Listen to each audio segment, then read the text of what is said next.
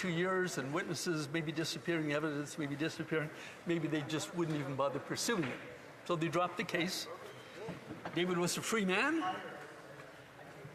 but that's not the same as a finding of innocence or not even a finding of not guilty, just a suspension of further proceedings. The cloud of suspicion continued to hang over David Milgaard. Mr. Speaker, I think I'm probably out of time, or I'll just wrap it up right there. Seems like a logical break. Thank you. Good.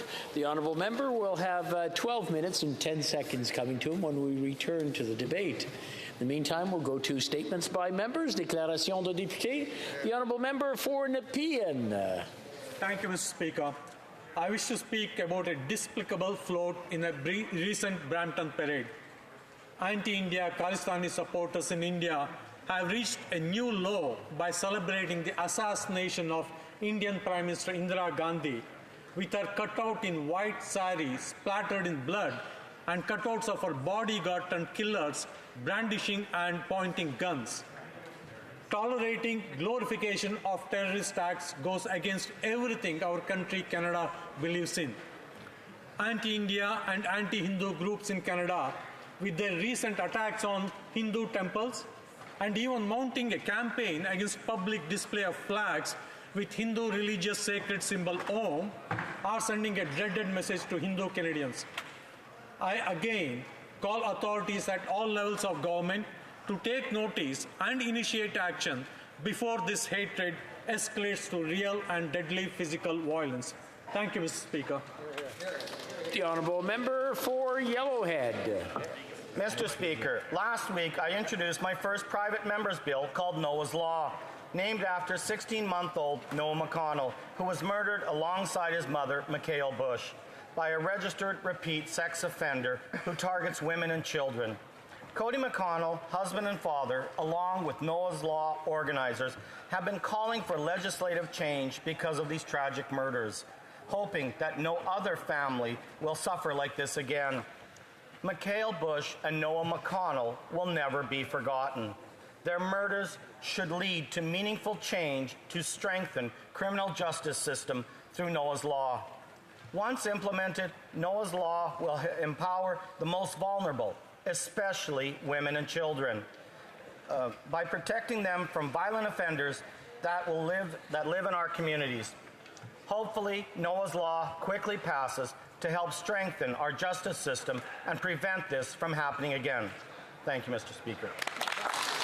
The honourable member for Charlottetown. Mr. Speaker, on May 24th, the Queen Elizabeth Hospital Foundation held its second annual Big Day of Giving in Prince Edward Island.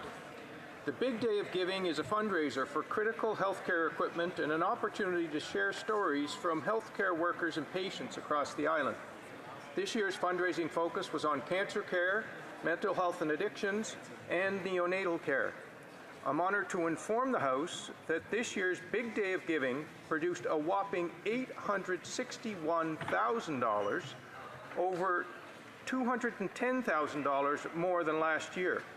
And this will help pay for 14% of this year's equipment needs at the hospital.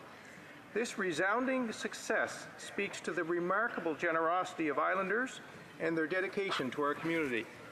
I offer a heartfelt thank you and a warm congratulations to all who helped organize and deliver such a memorable event. And to each and every selfless donor, much gratitude. This is yet another example of what makes PEI great and what makes me so very proud to serve them in this place. Thank you, Mr. Speaker. L'honorable député de Beauport-Limoilou. Merci, Monsieur. Thank you, Mr. Speaker. There was a time when just about every town had its own community radio. In those days, people had access to more variety in musical content, but also in information content. One by one, commercial radio stations replaced community radio. It became almost exceptional to have the opportunity, I would even say the chance, to have access to community radio. And yet, in Limoilou, we're lucky enough to have CKRL, a lively community radio station celebrating its 50th anniversary this year. It's the oldest French-language community radio station in Quebec and Canada. This feat is possible thanks to the dedication of our employees and volunteers and the involvement of our retailers and residents. CKRL is 50 years of musical discoveries from all horizons and all styles. It's also 50 years of information, moments of togetherness, and pure joy for the ears and the mind. CKRL is the radio at the heart of our lives. To the entire team, happy 50th, and above all, thank you. The Honourable Member for Halifax West. Mr. Speaker, last week I was scheduled to give my speech on Bill S-246, which will designate November as Lebanese Heritage Month in Canada. Unfortunately, that didn't happen. I'd like to emphasize the importance of this bill for Quebec in particular, because my speech today is in French. According to Statistics Canada, Quebec has more than a third of Canada's population, and it's easy to see why Lebanese people have chosen Quebec, given their deep connection with the French language and the Francophonie. It makes Lebanon an attractive country for the newcomers we need to fill labor shortages and strengthen the vitality of French-speaking communities. Montreal is where the first Lebanese Film Festival in Canada was held, and it's the headquarters of the Eparchy of Saint-Maron. I look forward to continuing to work with all my colleagues to make November Lebanese Heritage Month. The world watched with dread in 1990 as Saddam Hussein launched an unprovoked invasion of Kuwait. Thousands of Canadians were part of the international coalition that resisted that lawless invasion, fighting to drive out enemy forces and to restore Kuwaiti sovereignty. The evil of a tyrant was opposed by the valor of those who fought in the Persian Gulf, and because of it, Kuwait remains an independent country to this day. And yet, also to this day, unlike most of our allies, the Canadian government refuses to recognize Gulf War veterans as having provided wartime service. Well, it certainly was war, Mr. Speaker, and any of our Gulf veterans who stood on the front line putting life and limb in jeopardy to defend freedom can provide their first-hand testimony to that fact. These heroes deserve our heartfelt gratitude and our recognition of their service in defense of liberty and Canadian values. Thank you to all those who served in the Persian Gulf War and to all of our courageous Canadian veterans. The Honourable Member for Oakville North Burlington. Thank you, Mr. Speaker. The Canada Summer Jobs Program, or CSJ as it's known, is a vital initiative that serves as a stepping stone for youth, especially those facing employment barriers, and allows employers to expand their workforce. This program provides opportunities for young Canadians to equip them with skills, experience, and confidence for their future endeavours. In Oakville North Burlington, businesses and nonprofits have benefited enormously from this program, with young people bringing fresh perspectives and innovative ideas to the workplace. I've heard from employers like Haltech that they use CSJ to build their talent in the organization. Students have said that they never expected to work in their field, but because of CSJ, they had the best work experience they've ever had. The Canada Summer Jobs Program is a catalyst for social change, promoting employment equity and youth empowerment. As youth begin their summer placements, I wish them well and can't wait to visit them this summer. Thank you, Mr. Speaker. The Honourable Member for Mississauga, East Cooksville. Speaker, in June, we come together to celebrate Portuguese Heritage Month, a significant occasion where we acknowledge the remarkable contributions made by Canadians of Portuguese descent. Saturday, June 10th was Portugal Day, observed both in Portugal and around the globe. Speaker, as Portuguese Canadians, this day holds a deep sense of pride for us and a great deep joy. This year also marks a significant milestone as we commemorate and pay tribute to 70 years of Canada-Portugal relations. And as a testament of our friendship and strong ties, Portugal has contributed 120 Portuguese firefighters to join their Canadian counterpart efforts putting out our wildfires. Today, let us take this opportunity to celebrate and honor the accomplishments, rich heritage, and seamless integration of our Luso community in Canada. Feliz Dia de Portugal, de Camões e das Comunidades Portuguesas.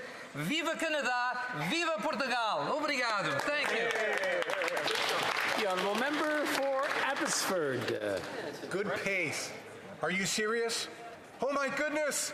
Glorious and free! That was the call by PGA announcer Jim Nance as Abbotsford's Nick Taylor made history yesterday by becoming the first Canadian in 69 years to win the Canadian Open Golf Championship.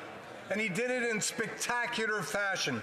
First shooting a course record 63 on Saturday, Nick then survived 4 sudden death playoff holes and drained a 72-foot eagle putt to win his 3rd PGA tournament. Right. He joins Mike Weir, Brooke Henderson, George Knudson, and others in the pantheon of Canada's great golfers. Nick and his wife, Andy, call Abbotsford home. In fact, he's proud of having honed his golf skills at our own Ledgeview Golf Club. Other notable Canadian players in this year's Canadian Open were Corey Connors, Mike Weir, and Abbotsford's own Adam Hadwin. Thanks for inspiring us, Nick Taylor. Oh, Canada, glorious and free indeed.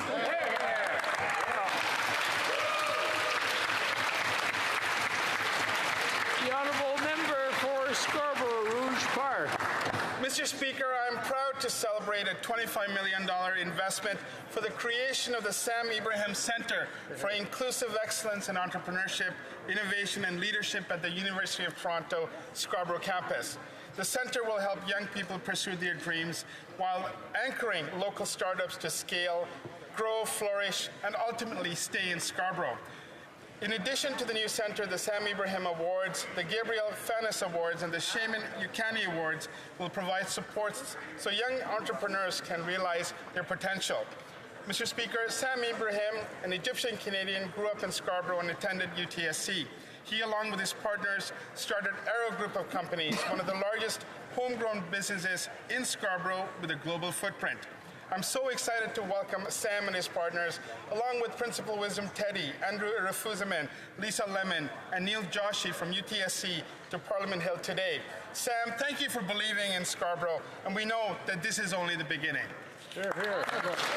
The honourable member for Battleford's Lloydminster. Thank you, Mr. Speaker. The consequences of 8 years of a Liberal government are painfully evident. The cost of food, housing, and fuel have hit historic highs. Canadians are visiting food banks at record levels. Household debt in Canada has reached an all-time high. And now amongst advanced economies, Canadians are the most at risk of missing mortgage payments. Last week's Bank of Canada rate hike will only make it more difficult for homeowners. Canadians simply cannot afford the Liberal NDP government's inflationary deficits. And yet, Mr. Speaker, these NDP Liberals, they don't care. They added $60 billion of fuel to the inflationary fire while turning a blind eye to the pain and the anxiety that they are causing Canadian families. It's time to end inflationary deficits, to bring down inflation and interest rates. Mr. Speaker, it is painfully clear that only Conservatives have a common-sense plan to end the cost of living crisis and make life affordable. Thank you. The honourable member for Mission Matsky Fraser Canyon. Mr. Speaker, under this government, Canadian families are in more and more debt than any other country in the G7. And last week, with the passage of Budget 2023, the costly coalition poured another $60 billion of fuel onto the inflationary fire, sparking another interest rate hike from the Bank of Canada. Families with variable rate mortgages, who this Prime Minister encouraged to borrow and promised rates would be low for a long time, are seeing their monthly payments go up again. Even before last week's hike, rate increases had already added $1,000 a month to the average $500,000 mortgage. In my province of BC, the average cost of a home is $995,000. Think about how much this rate hike is going to impact British Columbians. Thanks to this government, families are worried about how they're going to pay for their groceries, daycare, summer camps, and everything else. Conservatives will put a stop to deficit spending, get inflation under control, create powerful paychecks, and get homes built that Canadians can afford. Your home, my home, our home, Mr. Speaker. Conservatives are going to bring it home. The honourable member for Glengarry Prescott Russell. Mr. Speaker, summer's coming. I invite all residents to visit our region. For beer lovers, there's the Browerk Hoffman Microbrewery in Rockland, Tuc de Brou, and Wood Brothers. If For wine lovers, we've got wine from the Domaine Perrault or Clos de Vuilly-Navan. If you don't like grapes, you can enjoy apple cider at Domaine Cléroux. Agritourism is at the heart of our region, and I invite you to pick your own fruit at Lamoureux Fruits des Prairies. You can also stop at River Rest or Maker Feed Company for a culinary experience. We have many fairs this summer, starting with Maxville to Riceville to Ventlikill to Russell. If you do them all, one can truly say, I've been everywhere, man. And of course, don't forget the Highland Games. Il va sûrement faire chaud. It's going to be hot this summer, so make sure to visit Calypso Park, go for Poutine at Saint-Albert, and go for a gelato at Café sur la Rive. Take advantage of the summer. The Honourable Member for Skeena-Bulkley Valley. Mr. Speaker, I rise today to pay tribute to the volunteers of the Cycle 16 Trail Society. On Saturday, they gathered with about 100 other Bulkley Valley residents to celebrate the completion of the first phase of a new off-highway bike trail between Smithers and Telkwa. Mr. Speaker, these folks have a vision.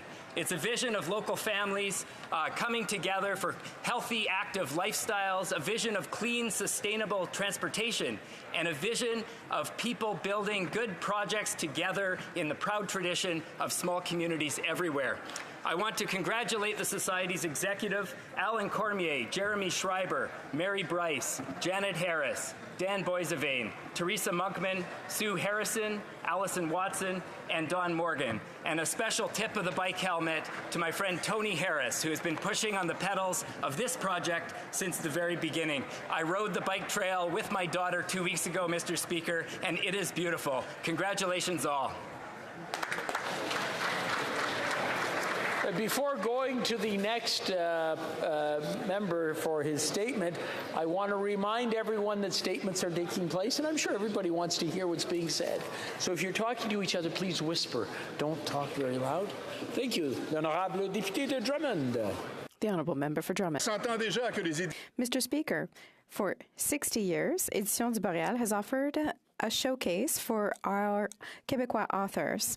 In 1963, Gilles Boulet, Pierre Gravel, Jacques Lacourcière, Denis Vaugeois, and Monseigneur Albert Tessier founded Boréal Express, which went on to publish an impressive collection of historical works at the forefront of the Quiet Revolution and social changes sweeping Quebec in the 60s and 70s. Le Boréal has a rich history.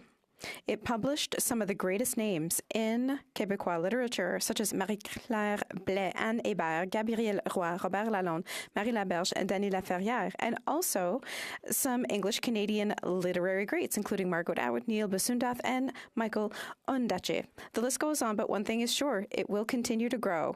Thanks to Le Boréal, our stories are being heard around the world, and the people who tell them with their soul, their heart, and their words. Words in the language we speak here, without which the stories wouldn't be as authentic. Thank you, Boréal, and happy 60th. The Honourable Member for Sarnia-Lambton. Speaker, the Liberals are out of touch and Canadians are out of money.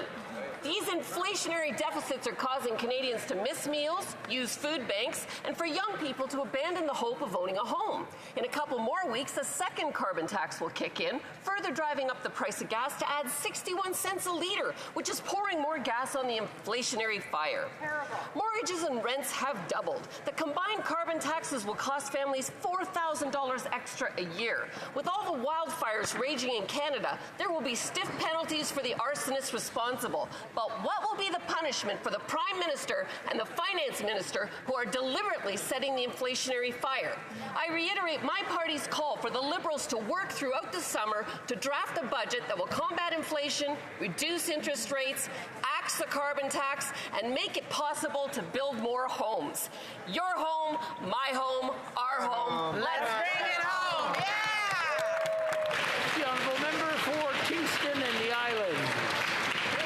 Speaker, 1 week ago today, the Leader of the Opposition vowed to use all procedural tools to block the budget from passing, including 900 amendments and lengthy speeches. But despite his nearly 4-hour-long speech last Wednesday evening, during which he talked about Winston Churchill, Henry VIII, his favorite podcaster, Jordan Peterson, the Stone own work in Parliament and why the floors in here are green, never once did he mention how the budget will support Canadians through expanding dental care, creating the new First Home Savings Account, or investing in the clean economy that will create thousands of jobs for Canadians. Nonetheless, the very next day, this House passed Budget 2023. That will provide the much-needed supports for Canadians right across the country. While the Conservative Party continues to play procedural games, Mr. Speaker, this government will continue to do the hard work and deliver results for Canadians. Oral questions. Question orale. The Honourable Leader of the Opposition. The Prime Minister wasted 8 months. 8 months ago, Canadians found out about the scope of Beijing's interference in helping the Liberals during 2 elections. He helped his ski buddy, who's a member of the Trudeau Foundation, in order to cover up this exact interference. Now, his reporter has stepped down. So we need a public inquiry. The Conservative Party is ready to work with all parties, including the government, in order to launch one. Will the government call a public inquiry so that we can know all of the details about Beijing's interference? The Honourable Minister of Intergovernmental Affairs. I appreciate my colleagues' desire to work as a team. Collaboratively. We've said since the beginning that a public inquiry is an option. Mr. Johnston recommended against a public inquiry and explained that decision. He explained that it would be difficult given national security matters. We are willing to discuss and collaborate with the opposition to discuss a possible public inquiry, what the mandate might be of such a commission, and what the conditions would be. And we look forward to those discussions. Leader of the Opposition. Rents have doubled since the Prime Minister came into office. Mortgages have doubled since this Prime Minister became Prime Minister. They've spent $500 million, which made inflation rates skyrocket, and in fact, they are preventing the building of affordable housing units. Will the Prime Minister cancel his inflationary policies, balance the books, and cut paperwork and red tape so that we can build affordable housing for Canadians? The Honourable Deputy Prime Minister. Mr. Speaker, last week, across the country, forest fires raged. It was very dangerous. We saw just how important it is to take action for the climate. What are the Conservatives doing? Did they work with us to support Canadians in this very important time through all these dangers? Do they support our industrial plan and economic plan to build a green economy? No, they did not support us. What they were doing was playing partisan games, and it's very irresponsible, Mr. Speaker. The Opposition Leader. It's not going to stop forest fires, Mr. Speaker. The Prime Minister has doubled housing costs by $500 billion of inflationary deficits and by giving billions of dollars to local gatekeepers who block housing construction with the second slowest housing permits of any country in the entire OECD. Now, the deficits the Prime Minister is running risk increasing interest rates further and causing people to lose their homes to higher mortgage prices. Will the government introduce a balanced budget to bring down inflation and interest rates so that Canadians don't lose their homes? The Honourable Deputy Prime Minister. Mr. Speaker, when it comes to the OECD, what the Leader of the Opposition should know and should be sharing with Canadians is that last week the OECD forecast that Canada would have the strongest economic growth in the G7 over 23 and 24. But what is truly appalling, Mr. Speaker, and frankly really disappointing, is that these Conservatives, at a time when forest fires have been raging across our country, would prefer to play partisan games rather than support our sensible measures to build the clean economy we desperately need. The Honourable Leader of the Opposition. The question was about the doubling of housing costs. This Prime Minister has brought in $500 billion of inflationary spending, which doubled rent costs, mortgage payments, and needed down payments for the average house.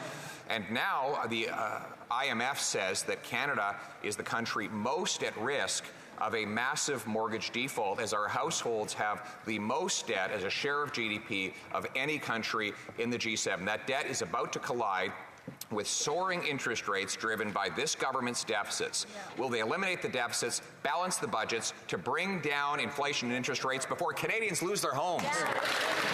The Honourable Deputy Prime Minister. Mr. Speaker, I'm glad to hear the Leader of the Opposition cite the IMF. And I hope that that means he is aware that it is the IMF which confirms that Canada has the lowest deficit in the G7 and the lowest debt to GDP ratio in the G7 by some measure. But, Mr. Speaker, I really have to point out to the Canadians listening to us the appalling behavior of this reckless and irresponsible opposition, which has been blocking sensible, important measures to support Canadians at a critical time. The Honourable Leader of the Opposition. It's not just homeowners, Mr. Speaker. Because this government has been giving billions to local gatekeepers who block affordable housing construction, and because their inflationary policies have doubled the rent, the students are now living in squalor. You used to be able to get an apartment, a full apartment, for $840 before this Prime Minister. Now, CBC is reporting that a student from Guelph has had to pay $840 just for a room in an apartment she shares with 6 other students that is mold and insect infested and doesn't even have running water. Will they reverse their inflationary policies so the Canadians don't have The Honourable Deputy Prime Minister. Mr. Speaker, I want to take this opportunity to point out to Canadians the utterly irresponsible behavior of this Conservative Party in the House last week, blocking our budget legislation. The Prime Minister over the weekend made a very important trip to Ukraine to show Canada's support for Ukraine at this crucial moment. Meanwhile, you know what the Conservatives were doing, Mr. Speaker? Blocking our legislation, which would indefinitely deny most favored nation trading status to Russia and Belarus. Whose side are they on, Mr. Speaker? The Honourable Member for La Prairie. Mr. Speaker, David Johnston made an honourable decision in stepping down to protect people's trust in democracy. That said, he should never have been put in that position. Starting in February, both Canadians and this House began calling for a public and independent commission of inquiry into Chinese interference, an inquiry whose commissioner would be chosen by the House to study both electoral interference and the issues of financing, threats, espionage, and intimidation of the diaspora. It was the right choice and remains the right choice. Will the government establish this commission before the end of the session? Because time is ticking. The Honourable Minister of Intergovernmental Affairs. Mr. Speaker, we look forward to working with our colleague from La Prairie, his party leader, and other party leaders. We will work together in order to strengthen Canadians' trust and confidence in our democratic institutions. Mr. Johnston's stepping down gives us the opportunity to take partisan fighting down a few notches and collaborate together to work on a public process for the next few steps. We look forward to working with opposition parties to discuss how we can do so responsibly and seriously. The Honourable Member for La Prairie. Mr. Speaker, for the Bloc Québécois, Mr. Johnston's departure in and of itself does not restore public trust in democracy. His regrettably botched report is the problem. He's suggested public hearings, which are merely an attempt to avoid a real inquiry. His report is proof that an independent public inquiry is absolutely essential. Today, the government is finally showing some signs of openness, which is good news for democracy, but the government must first clarify its intentions. Does it want to revive the David Johnston hearings under a new name, or is the government clearly committing to launching a true public and independent commission of inquiry? Honourable Minister. Mr. Speaker, as I said at the beginning of question period, that was always an option on the table. That said, I understand and we know that the Bloc Québécois will never form government. The Conservative Party knows full well that we can't have a public inquiry in some situations, such as when there are top-secret national security intelligence information involved. We cannot be irresponsible with that sort of information. So, Mr. Speaker, I think we would all benefit from a substantive discussion on the next steps of a possible public inquiry. So if there is an inquiry, we can discuss the timelines and the mandate. Honourable Member for Burnaby South. Shot up so quickly that families are struggling to pay their mortgages. We give an example of someone in Toronto, an average family that bought an average home a year and a half ago. They would have to find now an additional over $27,000 by the end of this year. That is a shocking amount. What advice would this Prime Minister give to these families that are struggling with the cost of their mortgage for how they can come up with this additional amount of money? The Honourable Deputy Prime Minister. Thank you very much, Mr. Speaker, and I'd like to thank the Leader of the NDP for that really important question. We are absolutely aware that housing is a significant challenge for far too many Canadians, and that is why I am really glad that we have now put in place something we promised to do, which is the tax-free first home savings account. That is going to help a lot of first-time home buyers save for that crucial home. I'm also really glad, Mr. Speaker, that we have now put in place a $4 billion housing accelerator plan. Thank you. The Honourable Member for Burnaby South. None of that helps a family that's struggling with the cost of mortgage right now. Si je donne un exemple, Here's an example, a similar example. From Montreal this time. A family has to find an extra $13,000 a year. It's crazy. Families are already struggling to make ends meet. What advice does this government have for these Canadian families? How are they going to pay their bills and pay their mortgage? Honorable Vice-Premier Ministre. The Honourable Deputy Prime Minister. Thank you, Mr. Speaker. Our government agrees that housing may be the biggest issue for Canadians and for Canadian families. That's why we have already created a tax-free savings account for the purchase of a first property. This will be helpful, especially for young Canadians. We have also set up accelerator funds, housing accelerator funds. These will help municipalities to build more units that Canada really needs. Mr. Speaker, it's been 8 months of denials, foot-dragging, and cover-ups for these Liberals when it comes to foreign interference in our election. Here's the numbers. Countless promises of protecting our democracy, hundreds of thousands to the Trudeau Foundation, one special rapporteur, and zero answers and zero results. The Prime Minister now gets to go back to the drawing board where he can keep delaying this investigation, continue his cover-up, and find someone else to do his bidding. The opposition has agreed to their new requests. When will it give up the charade and finally commit to a public inquiry? The Honourable Minister for Intergovernmental Affairs. Mr. Speaker, we think that a discussion about issues as important as protecting Canadian democratic institutions from unacceptable foreign interference would benefit from all of us lowering the partisan temperature. That's right. That's why, Mr. Speaker, we believe that the decision of Mr. Johnston to leave the special rapporteur's role gives all of us an opportunity to discuss what are the next steps in a public process. The opposition says they want a public inquiry. What would be the terms of reference of that inquiry? How would they protect necessary national security information in the interest of Canada? What would be the timelines? Those are the conversations we're anxious to have. The Honourable Member for Thornhill. Let's be clear, Canadians want a public inquiry. And this is the kind of thing we've been seeing for 8 months. The party who unequivocally rejected a public inquiry and ignored the will of this Parliament just weeks ago now says one has always been on the table. It should have been the first resort, not the last resort, and it's very clear they have no plan, and they never intended to investigate foreign interference in our election. When will they stop delaying this with their games and just call a public inquiry? Hear, hear. The Honourable Minister. Mr. Speaker, it won't surprise you that I don't share some of the exaggerated premises of our honourable colleagues' questions.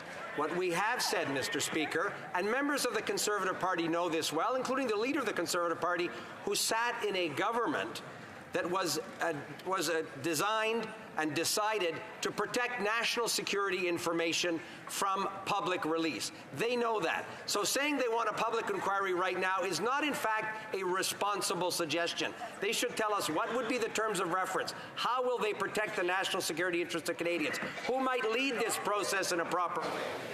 The honourable member for Wellington Halton Hills. Mr. Speaker, it's been 31 weeks, more than 7 months, since the news that the government knew about the PRC's interference in our democracy came to light. Since then, we've asked hundreds of questions in this House and in its committees, but we've gotten very few answers. The only thing we've gotten are a few answers here and there, heavily redacted documents, and a mountain of process. NSICOP and CIRA, a special rapporteur. Will the Prime Minister commit to a public inquiry with the full powers of a public inquiry so we can get answers to exactly what happened? The Honourable Minister for Public Safety. Mr. Speaker, the colleague across the way highlights the mechanisms that shine a light on how it is we're protecting our democratic institutions from foreign interference, including through the creation of NSICOP, a multi-partisan endeavor, including through the creation of NSIRA. And yes, Mr. Johnston, who is now determined that he will not be carrying on, has charted out a course. What's important is that we work together, Mr. Speaker, by addressing the concerns that have been raised with regards to foreign interference, but doing so in a way that is responsible to protect our national security. That remains the commitment of this government, and we look forward to taking the next concrete steps with all members in this chamber. The honourable member for Wellington Halton Hills. Mr. Speaker, on a related national security matter concerning the Winnipeg lab breaches, it was 2.5 years ago that this House of Commons ordered the production of documents. The government refused to comply with the order, then they hid behind NSICOP, and now finally, 2.5 years later, the committee that is looking at these documents has just been stood up. Mr. Speaker, we can't wait 2.5 years for more process to unfold to get the answers we need about interference in our democracy that affects all members and all parties of this House. So, will the government commit today to a public inquiry so this democracy and Canadians across the country can get the answers they deserve about PRC interference? The Honourable Government House Leader. Mr. Speaker, when Justice Iacobucci and Justice O'Connor made their recommendations about critical changes that needed to happen to make sure that parliamentarians could see into every corner of government, the Leader of the Opposition, as Minister at the time, ignored that request. In fact, if the Leader of the Opposition had his way, there would be no way to look at any national security documents. What we did in Winnipeg Labs, Mr. Speaker, is offer all of the documents to be seen at NSICOP. When they refused, we created an alternate process with a panel of independent arbiters that can look at every redaction to make sure they're legitimate. It took them nearly a year to agree to that process. They finally have. They took a long time to appoint their members. I'm glad they finally have. The Honourable Député de Mégantic. The Honourable Member for Mégantic-L'Érable. Why hasn't the Prime Minister already announced a public and independent inquiry into Beijing's interference? The Prime Minister has tried to cover up the help he received from the Beijing regime in the 2019 and 2021 elections. The cover-up was inventing the position of Special Rapporteur and entrusting the mandate to his friend, a member of the Trudeau Foundation. David Johnston resigned on Friday after being unable to prove beyond doubt that the appearance of a conflict of interest between him and the Prime Minister was unfounded. Will the Prime Minister launch an independent inquiry today and finally work with the opposition to ensure that Canadians can find out the whole truth? The Honourable Public Safety Minister. Mr. Speaker, the government is always ready to work with the opposition parties, including the Conservatives. However, the Conservatives continuously refuse to receive a briefing from the intelligence services. So I hope that today is an opportunity for us to truly work together with the opposition because this matter is incredibly important. It is essential that we look into and address the threats posed by foreign interference, and we must do this work together. The Honourable Member for Mégantic-L'Érable. So why, though, rather than making a decision immediately after David Johnston's resignation, as he could have done, why did he not immediately announce a public independent inquiry? Instead of doing that, he sent his friend to do a media campaign. When will the Prime Minister realize that he cannot accept foreign assistance to win elections and then decide how to investigate it? His plan to hide and buy time has failed miserably, so when will he put an end to the cover-up and finally order an independent public inquiry? The Honourable Minister of Intergovernmental Affairs. Mr. Speaker, it's very telling when we say that we want to work with the opposition to collaborate on an issue as important as protecting our democratic institutions, but then my friend across the way calls that political games. There has been too much partisanship and too many political games in this matter, including from the part of the Conservatives. We are ready to work together so that we can determine the best way to move forward. We look forward to substantive discussions with the opposition. The Honourable Member for Trois-Rivières. Mr. Speaker, David Johnston was caught in a trap. From the outset, the mandate that the Prime Minister assigned him was at odds with the wishes of both the public and the House. Now that he has honorably stepped down, the government is showing signs of openness and is even calling for candidates to be put forward for an inquiry. Well, all right, the Bloc Québécois will cooperate, but the government must first clarify what kind of inquiry it will be. Will it be a public and independent commission of inquiry, or rather restricted hearings with no real power or independence? In other words, do they want the names of commissioners or the names of people to trap, like Mr. Johnston? The Honourable Public Safety Minister. Mr. Speaker, from the outset, we have always been willing to work with the Bloc. In fact, we invited the Bloc and all members to receive briefings from intelligence services so that we could all make decisions on the same basis, being aware of the same facts and information. So we are willing to work together. All options are still on the table. We need to do this work together in order to better protect our democratic institutions. The Honourable Member for Laurentides-de-Labelle. Mr. Speaker, David Johnston's resignation puts us back to square one. For nearly 4 months, the government has been doing everything it can to avoid an inquiry. The Bloc Québécois welcomes the government's openness today, but after 4 months, the government needs to get its act together. A public and independent commission of inquiry is necessary. The commissioner must be chosen by the House and must be able to define its mandate with broad enough scope to answer all of the public's questions. Is the government prepared to launch such an inquiry before the end of the session? Yes or no? The Honourable Minister. Mr. Speaker, with all due respect for my colleague, we are not back to square one. A lot of work has been done. There is a lot of tangible information and there has been tangible action. We have created the position of a national coordinator. We have started work on a register. There were also investments in the budget 2023 to add more resources for the RCMP and to protect Canadians. There's a host of examples of measures that we have already taken, but now we need to take this issue very seriously. We need to work in a focused way, and we are, of course, always willing to work with the opposition. The Honourable Member for Laurentides-de-Labelle.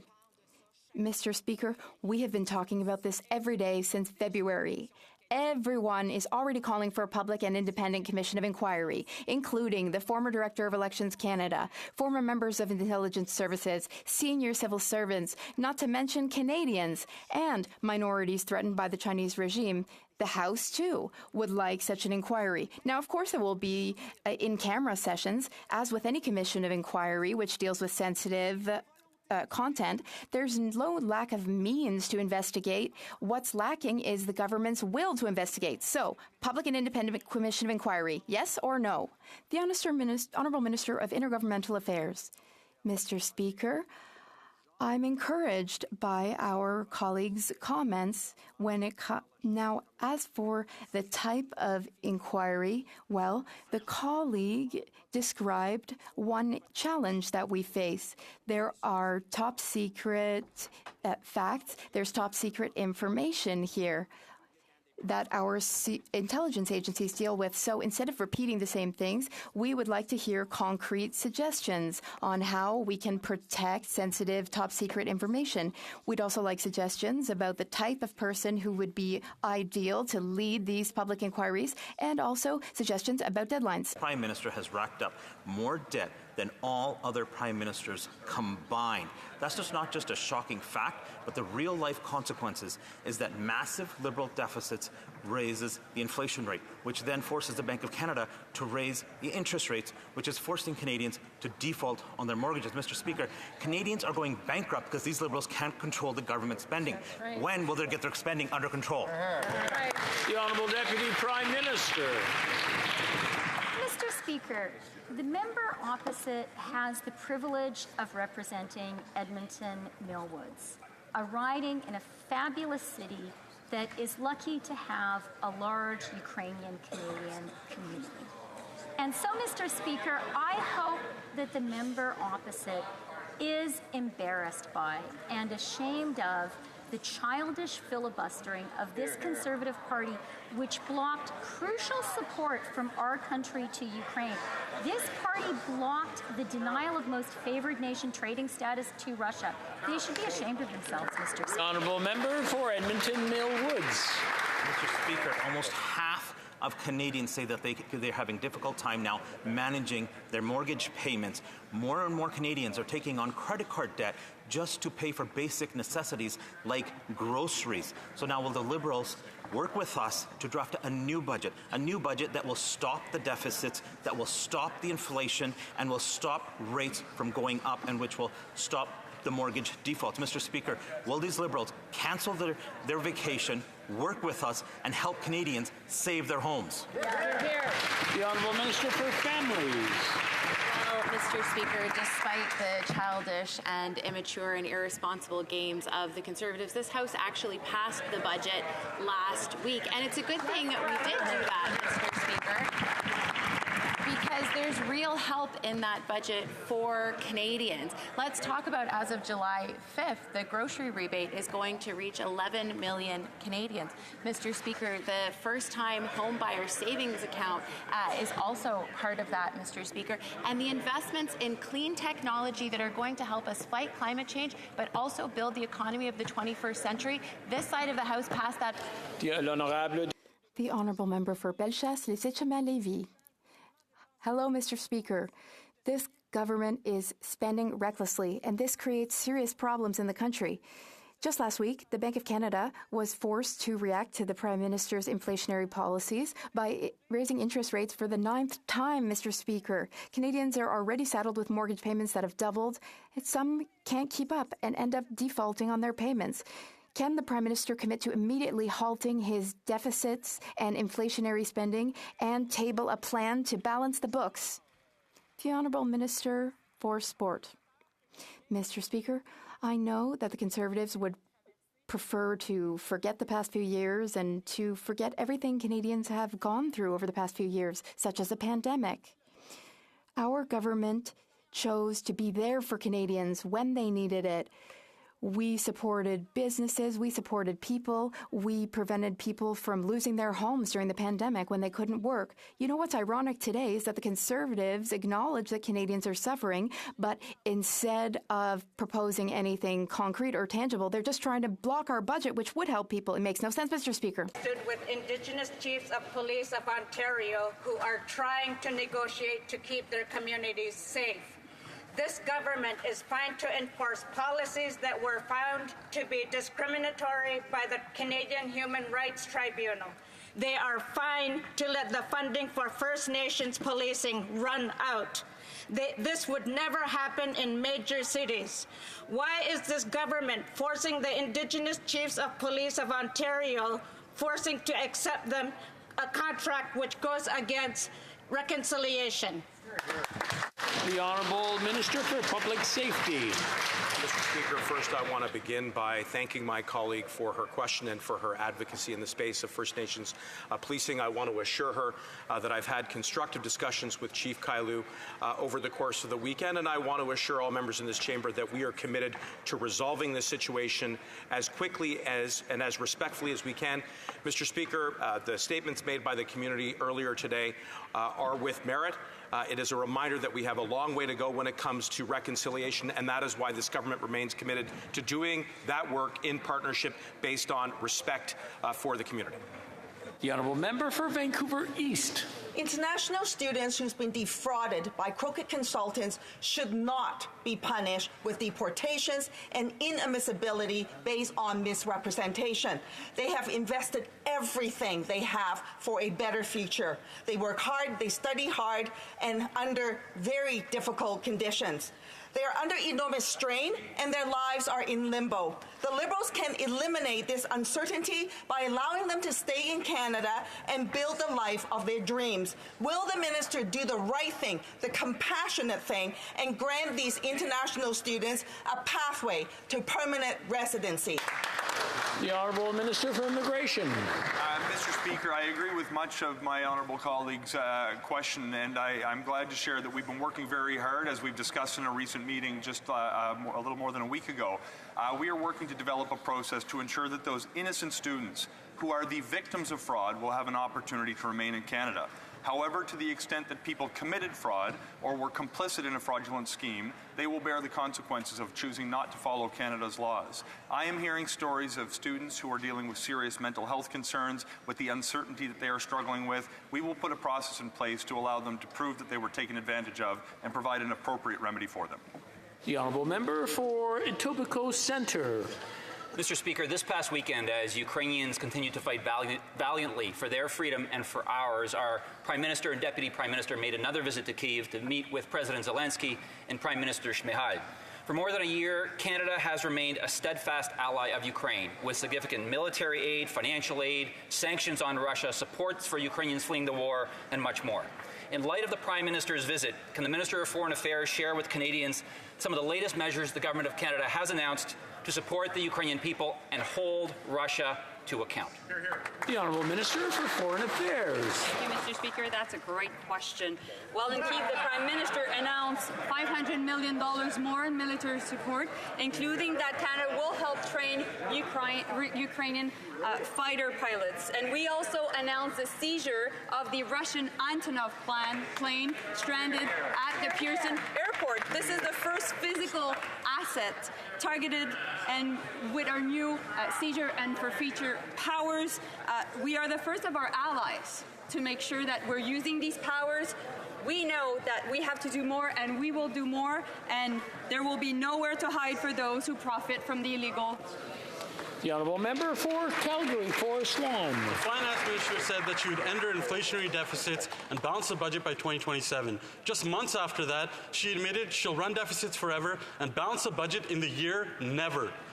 8 years of massive Liberal deficits gave Canadians the highest bank interest rate hikes not seen in the last 20 years, and now the International Monetary Fund is reporting Canada is highest at risk for mortgage default crisis. When will the Finance Minister end her inflationary spending and give us a date of when she'll balance the budget so Canadians don't lose their homes? The Honourable Deputy Prime Minister. Mr. Speaker, the Conservative finance critic is a serious adult. That's why it's been frankly so embarrassing to watch juvenile staffers from the Conservative leader's office bully him and other Conservative members of the Finance Committee and force them to play juvenile partisan games and filibuster legislation that will provide Canadians with support they need right now. It was embarrassing to watch, Mr. Speaker, and it shows how irresponsible these Conservatives are. Well, Member for Calgary, Forest Lawn. What's embarrassing is while Canadians are suffering, that Finance Minister dumped a $60 billion jerry can of fuel on the inflationary fire that she started. Liberals don't understand that reducing the deficits would reduce inflation would reduce bank interest rates, which would reduce the risk of default mortgage crisis. The interest rate hikes will cost an extra $1,300 a month on already struggling Canadians paying their mortgages, which average are costing $3,000. If the Liberals don't have any plans to reduce this deficit, will they at least get out of the way so Conservatives can save Canadians' homes? The Honourable Deputy Prime Minister. Mr. Speaker, it is really astonishing that these Conservatives would have the temerity to talk about fires burning in Canada. Because the fact is, fires have been burning in Canada. They've been burning in Quebec, they've been burning in Atlantic Canada, and they have burning in the finance critics' home province of Alberta. But what have the Conservatives done in response? They have fought a price on pollution, the best way to fight climate change, and they have fought our budget, which has a clear plan to fight climate change and create great jobs for Canadians. Appalling. The Honourable Member for New Brunswick Southwest. Mr. Speaker, the Liberal government has run massive deficits for 8 long years, and as predicted, inflation has soared, leading to unaffordable mortgage rates for households across this country. Canadians today have the highest household debt in the G7, and today we now have the highest risk of mortgage default in the OECD nations. The solution is obvious: end deficit spending, stop the inflation, and help Canadian families. So will the Prime Minister and his government commit to ending his inflationary spending to prevent a fiscal crisis? The Honourable Minister for Immigration. Mr. Speaker, to be absolutely clear, the Honourable Member's question when he refers to deficit spending is largely referring to the supports that kept families fed during the pandemic. The programs that we put forward help keep the roof over kids' heads in my community. It helps small businesses keep the lights on and the doors open. And during my responses they made, they know that this is true. In fact, they knew that... Going to interrupt the Honourable Minister. We're doing so well, and now suddenly everything, I'm not sure what's going on, but the volume seems to be going up. I'm going to ask everyone, so if the member for New Brunswick Southwest can hear the answer to his question. I'm going to ask the Minister of Immigration to, maybe he's got about 30 seconds left. Go ahead. Thank you, Mr. Speaker. The deficit spending that they're talking about included the pandemic supports that made sure that families in my community could keep food on the table and a roof over their kids' heads. Those supports help small businesses keep the lights on and the doors open. And here they are now blaming the Canadians who availed themselves of those pandemic benefits on deficit spending that they now are attributing to inflation. The reality, Mr. Speaker, is they don't support these spending now, and at the time their leader held a press conference that said he's a Conservative, he doesn't support those big fat government programs. Well, I support them because they kept my neighbors fed when they needed it. The Honourable Member for New Brunswick Southwest. Mr. Speaker, that is absurd. $200 billion was spent during the pandemic that had nothing to do with helping Canadians. This government just added another $60 billion to their inflationary bonfire, and they now have deficits for as long as the eye can see. Yes. Canadians are struggling to put food on their table. They're cancelling their summer vacation because of this Liberal-caused inflation. On our side of the House, we're willing to work all summer to fix and pass a budget that will tackle the inflation, bring down inflation, bring down deficits, and make home ownership and hard work affordable again. Yeah. So will the Prime Minister cancel his summer vacation? Will he get to work, or a surfboard rental? The Honourable Minister for Families. Mr. Speaker, what the member opposite is saying is absolutely false. What we did during the pandemic was support Canadians. And when he's talking about that additional funding, he's talking about things like childcare. $30 billion that is helping Canadians access childcare. We don't know how the Conservatives are going to vote on it, but what we heard during their speeches in the House, Mr. Speaker, that they're pretty against affordable childcare. They're pretty against Canadians having access to thousands of dollars in their pockets at the end of the year that's helping them pay for the high cost of groceries, that's helping them with their mortgages, that's helping them take maybe a family vacation. Mr. Speaker, let's see what they do. Let's see if they truly care about The Honourable Member for Berthier-Masquinongé. Mr. Speaker, when our farmers and producers called on the emergency account during the pandemic, they did not foresee all the other things that would fall on their heads. The war in Ukraine, which caused input prices to soar, an inflation rate already 3 times worse than in other industries, $8 of debt for every dollar of income, and a key interest rate that is still rising, and we can go on and on and on. Result, 1 in 10 farm businesses is afraid of closing within a year. Firstly, is the Minister for Finance going to postpone payment of the emergency account for farmers without them losing the subsidy portion?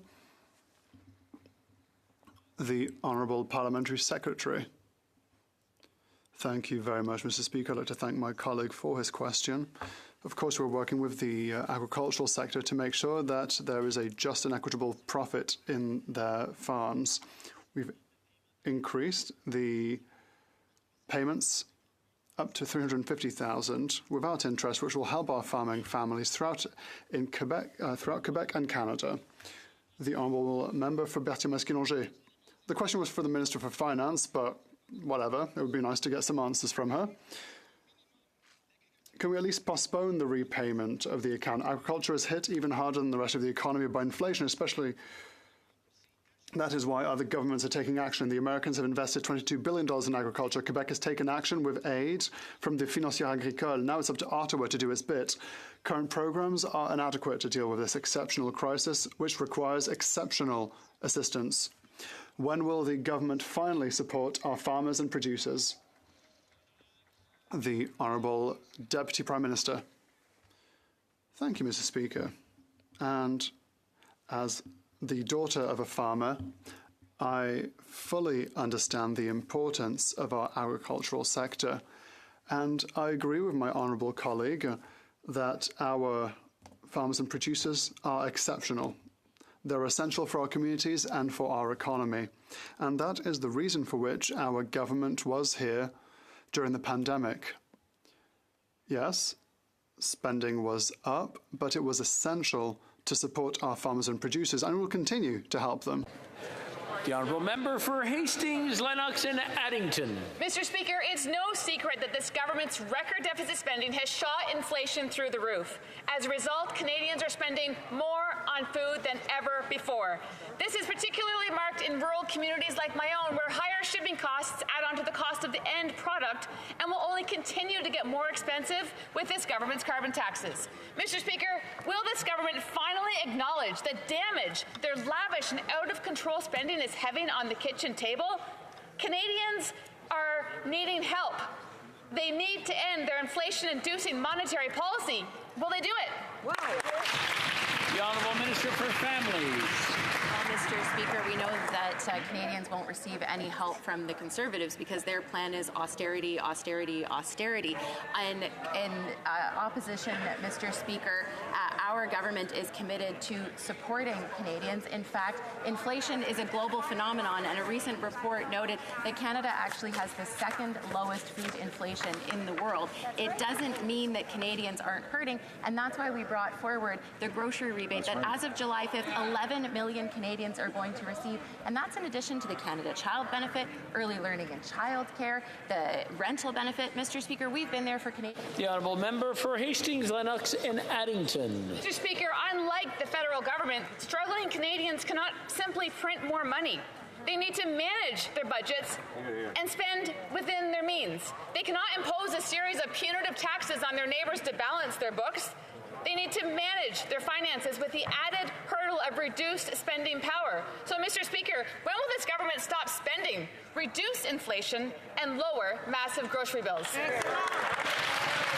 The Honourable Minister for Natural Resources. Mr. Speaker, as I've said many times in this House, I think we can all agree that affordability is an important issue. That is why there is a rebate with respect to the price on pollution to ensure that we are actually addressing this in a thoughtful way. But my goodness, when we are seeing the evacuations of people across this country, it is time that the Conservative Party started to think about climate change. I don't know whether they don't believe it's real or they just don't think it's important, but Canadians certainly do. The Honourable Member for Beauce. Mr. Speaker, after 8 years of this government, many families across the country are struggling to put food on the table. Now, mortgages, car payments and credit card interest will go up yet again. Everything is going up under this Prime Minister. The Liberal government's deficits are to blame, but it refuses to take responsibility. Food prices will continue to skyrocket if no one takes action. When will the Prime Minister wake up and propose a real solution to this crisis? The Honourable Minister for the Environment. Thank you, Mr. Speaker. I think that there is an increasing number of people who are watching us at home, and who have been overtaken by the fact that the Conservatives are doing nothing about climate change. We've had the biggest tropical storm on the East Coast, our worst flooding ever, and now the biggest forest fires in our history. What are the Conservatives saying about climate change? Oh, we don't believe in it. Or even worse, there's a magic wand somewhere that will one day fix climate change overnight. That's not how the real world works. On this side, we believe in climate change and we work on it every single day. The Honourable Member for Madawaska Restigouche. Thank you, Mr. Speaker. This week marks the 31st National Public Service Week, which recognises the valuable work of federal public servants from coast to coast to coast, year after year after year. Can the President of the Treasury Board explain to the House why all Canadians should recognise the hard work of federal public servants? The Honourable President of the Treasury Board. Thank you, Mr. Speaker. I'd like to thank my colleague for Madawaska Restigouche for his important question and for his diligent work for his community. As President of the Treasury Board, I see every day the dedication of federal public servants in ensuring that the government acts in the best interest of Canadians. And I'd like to thank them. Whether it's paying benefits to seniors or protecting our borders, Canadians are well served by our hard-working, committed and professional public service. I hope everyone has a wonderful National Public Service Week. The Honourable Member for Charleswood St. James, Assiniboia Headingley. Mr. Speaker, this is a very serious problem. Massive Liberal deficits are fueling inflation. Inflation causes interest rates to go up. Higher interest rates lead to higher mortgage payments and more mortgage defaults. To stop mortgage defaults, we need to balance the budget, end the big deficits, and reduce interest rates. Will the Prime Minister end his inflationary deficit spending so Canadians can afford to live? The Honourable Deputy Prime Minister. Yes, ma'am. Mr. Speaker, it's time for Conservatives to be honest and transparent with Canadians. So what they have to answer is, what would they cut? Would they cut the $200 billion that we're investing in healthcare? I sure hope not, because Canadians need a healthcare system they can rely on. Would they cut the $30 billion we are investing in early learning and childcare? I sure hope not, because that is making a real difference to families across our country and helping our labour market to boot. Would they cut dental care? Would they cut removing interest on federal student loans? The Honourable Member for Charleswood St. James, Assiniboia and Headingley. Well, that's certainly not a very serious answer, Mr. Speaker. The bank governor is working to rein in inflation by increasing interest rates. At the same time, the Prime Minister's massive $60 billion spending spree is fueling inflation and has caused yet another interest rate hike just last week. While the Liberals are making the Bank of Canada's job even harder, it's ordinary Canadians who will be dropping their keys off at their banks and saying goodbye to their homes. Will the Prime Minister put an end to his inflationary deficit spending and let Canadians keep their homes? The Honourable Minister for Immigration. Mr. Speaker, earlier in question period, I reminded the Conservatives that their leader at the beginning of the pandemic held a press conference where he decried our pandemic benefits as big fat government programs. If you watch that video on the internet, that member who posed the question is standing behind him. Mr. Speaker, the reality is the spending that we put in place has supported people through the pandemic. The Conservative solution to the cause of inflation is to spend less money on supporting the households who need it. Mr. Speaker, we're going to continue to be there for Canadians to support health care, to help protect our environment, and to make life more affordable. It is a shame that they won't join us. The Honourable Member for Montmagny, Lillet, Kamouraska, Rivière-du-Loup. Mr. Speaker, the deficits as this Prime Minister is accumulating as if there were a collection of deficits have increased inflation. And inflation has caused the Bank of Canada to raise interest rates 9 times. Homeowners paying their mortgages saw the effects immediately. The IMF has warned Canada that it is at risk of defaulting on its debts. That's the situation in which we are, Mr. Speaker, which is unfortunate. Will the Prime Minister finally stop his inflationary deficits? The Honourable Minister for Health.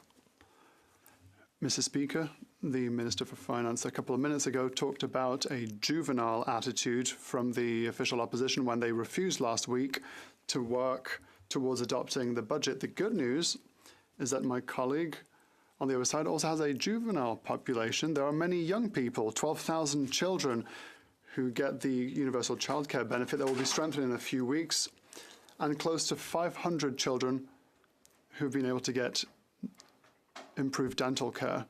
Do the children of his riding not deserve this? For Mississauga, Streetsville. Tobacco use is the leading preventable cause of disease and continues sadly to kill 48,000 Canadians each year. Marginalized and underserved populations such as people with low incomes, racialized, Indigenous, or those with a mental health diagnosis experience even higher rates of tobacco use and greater tobacco-related health gaps.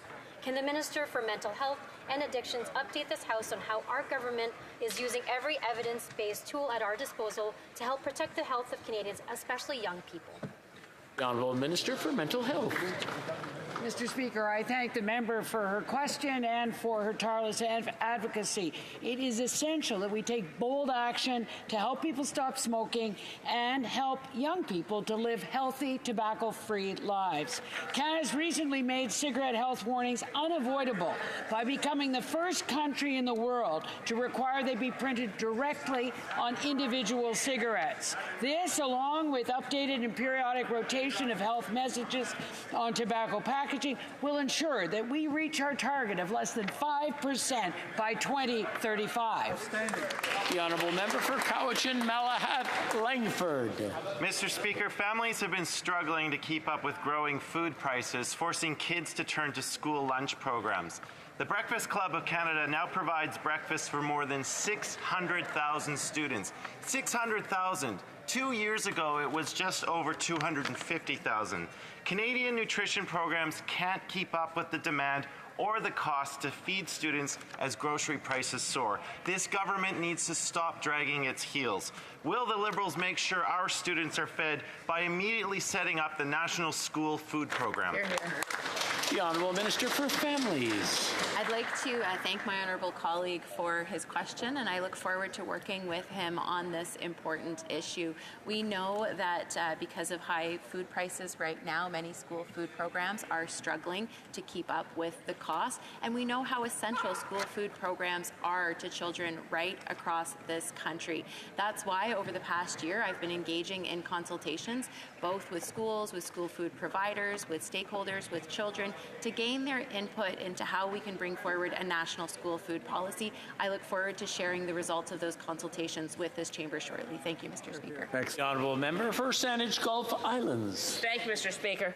The climate crisis demands of us action that's twofold. First, to end our addiction to fossil fuels so we can avoid the worst, and second, to prepare for what we can no longer avoid. We had excellent nonpartisan briefings from the Minister of Emergency Preparedness for all parties. Today, as I read that California's insurers are no longer prepared to insure for fires and floods, we know what's coming, and yet we are not prepared. My question to the Prime Minister is, can we prepare as we would in wartime, the equivalent of a war cabinet of all parties together, taking this seriously to protect Canadians? The Honourable Member for, the Honourable Minister.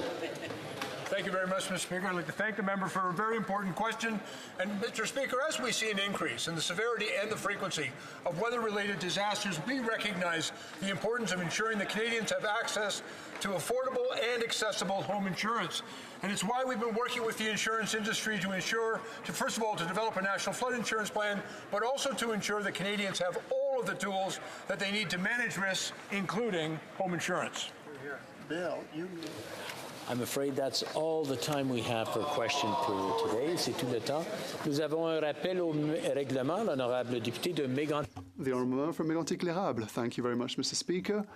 I hope that you'll find unanimous consent to adopt the following motion: that the House A, express its solidarity and its support for all populations suffering from the forest fires. B, note that climate change have direct effects on the quality of life of the population and that it exacerbates the frequency and the amplitude of extreme weather events like tornadoes and heat waves. C, recognise that the federal government has to do more in order to fight climate change when it comes to preventing its impact and supporting communities that have been affected by natural resources. And D, ask the federal government to take concrete measures to contribute to fighting climate change that risk to become worse and worse for the population and for the environment. Thank you, Mr. Speaker.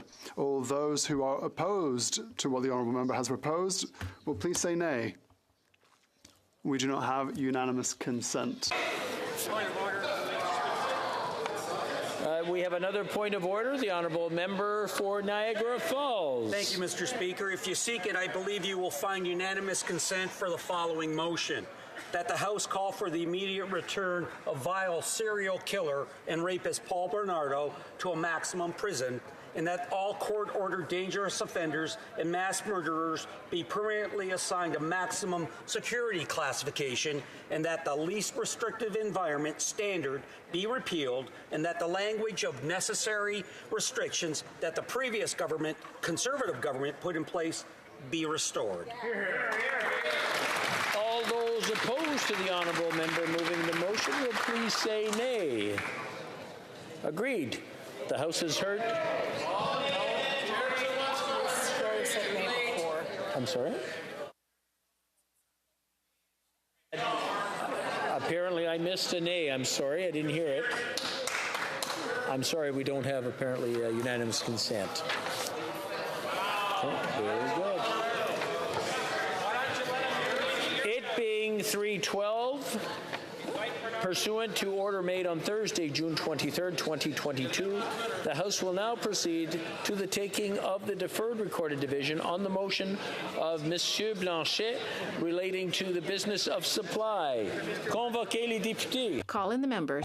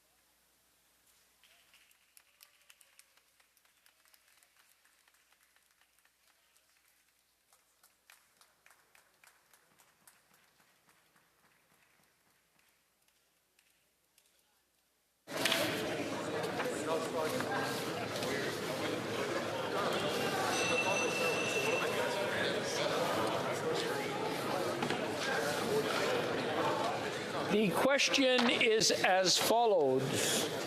Monsieur Blanchet. Mr. Blanchet, seconded by Ms. Posey, moved that the House, A, stand in solidarity. I'll start over. A, stand in solidarity with and express its support for all those affected by the current forest fires. B, acknowledge